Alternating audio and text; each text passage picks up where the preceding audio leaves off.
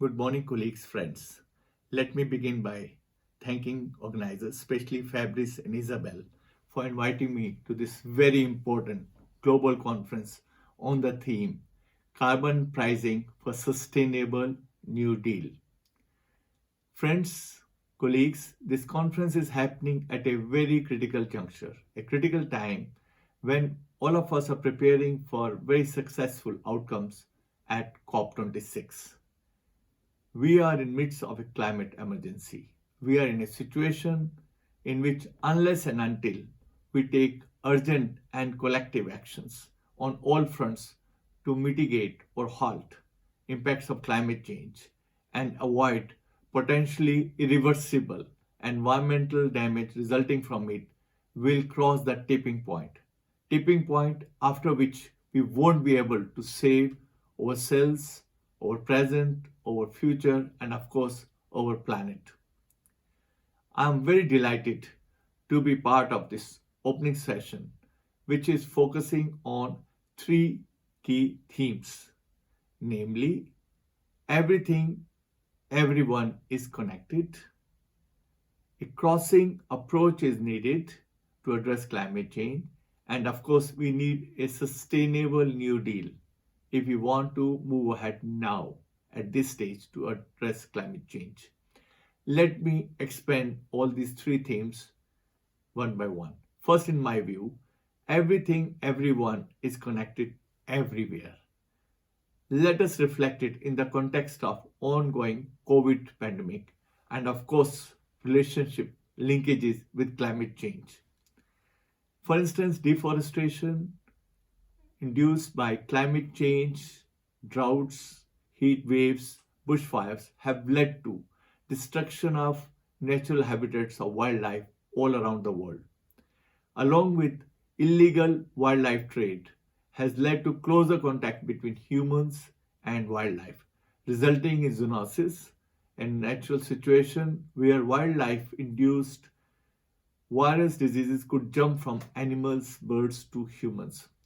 This is a perfect example of natural storm, a storm where climate change induced habitat loss related factors have resulted to spread of a catastrophic worldwide pandemic, COVID pandemic around the world for almost last 1.5 years. Nobody is safe from COVID pandemic unless everyone is safe everywhere. And similar is true about adverse impact of climate change. Nobody will remain unaffected from climate change unless climate change is addressed every part of the world.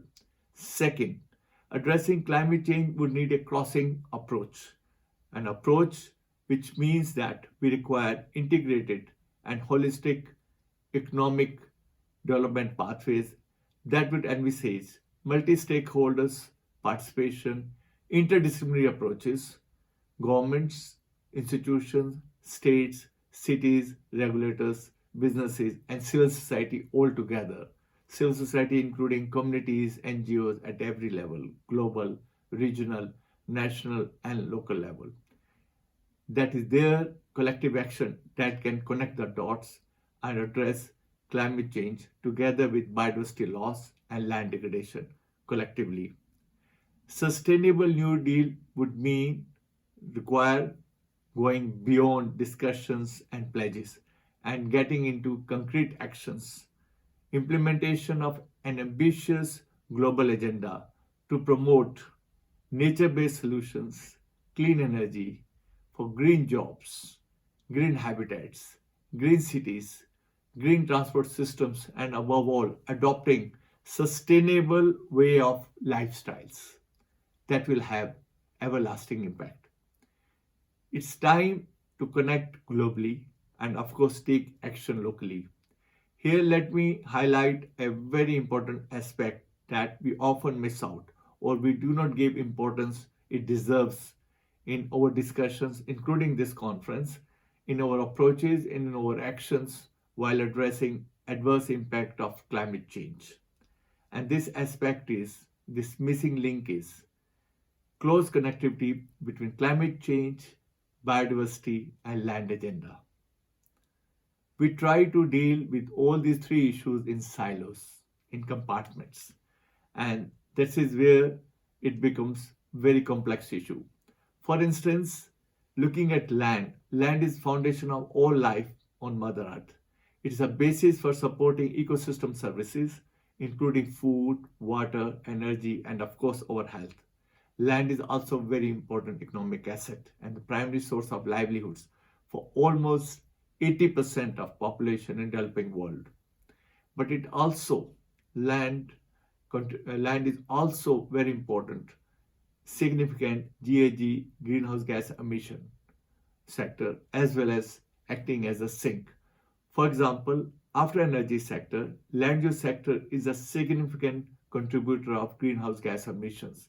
The agriculture, forestry and other land uses together form the largest GHG emitting sector after energy systems, accounting almost for 24% of total emissions, which comes to around 10 to 12 gigatons of carbon dioxide equivalent per year.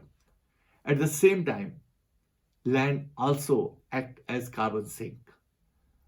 Organic soil organic carbon store more than double the carbon, almost 2,500 GT gigaton plus, which is more than atmospheric at 830 gigatons and biomass 576 gigaton together.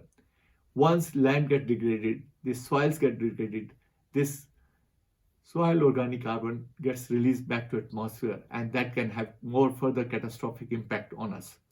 Land is also under unprecedented pressure from all sides in any part of human history. As I speak today, over 25% of global land is degraded due to human actions and natural factors, especially impacts induced by climate change. Over 12 million hectares of productive land, agricultural land, is getting degraded every year. And if we link to our food security, we'll require, in addition to reverse the degradation, we require 300 million hectares of productive land to produce more food for the population increase if we go up to 2030. And that will have many folds increase in food production if we look at 2050 when population may touch 9 billion. Investing in land means investing in climate mitigation, climate adaptation, reversing biodiversity loss.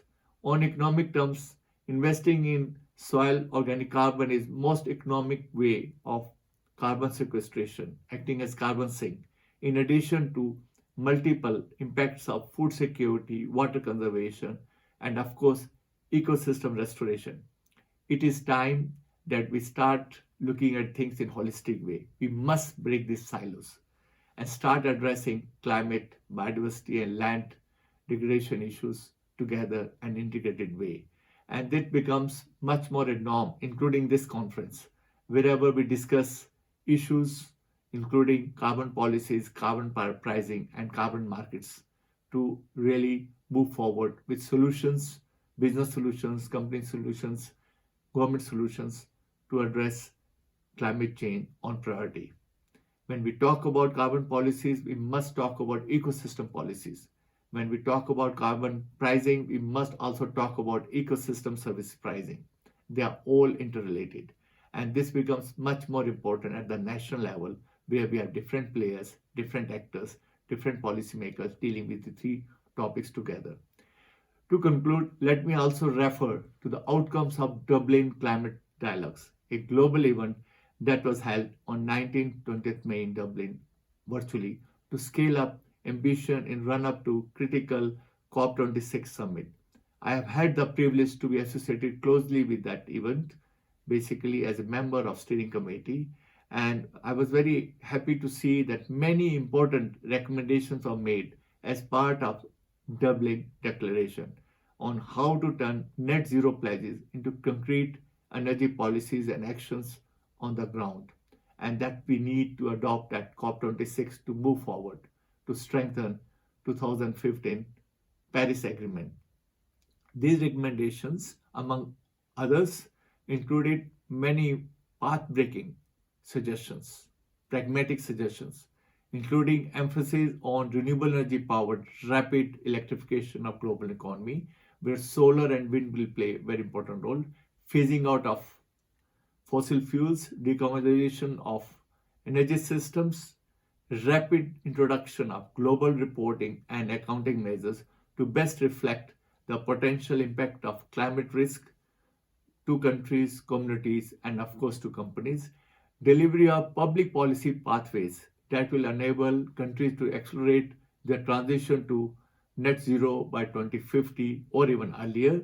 And of course, a solid commitment to enable cross border solutions, including putting a strong price on carbon. And that's where this conference comes in.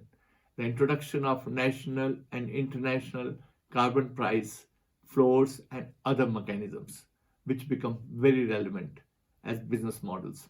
While closing, let me once again emphasize the fact that addressing climate change effectively would require an integrated approach, including renewed focus on policy, financial, and of course, capacity building incentives, actions to connect the dots.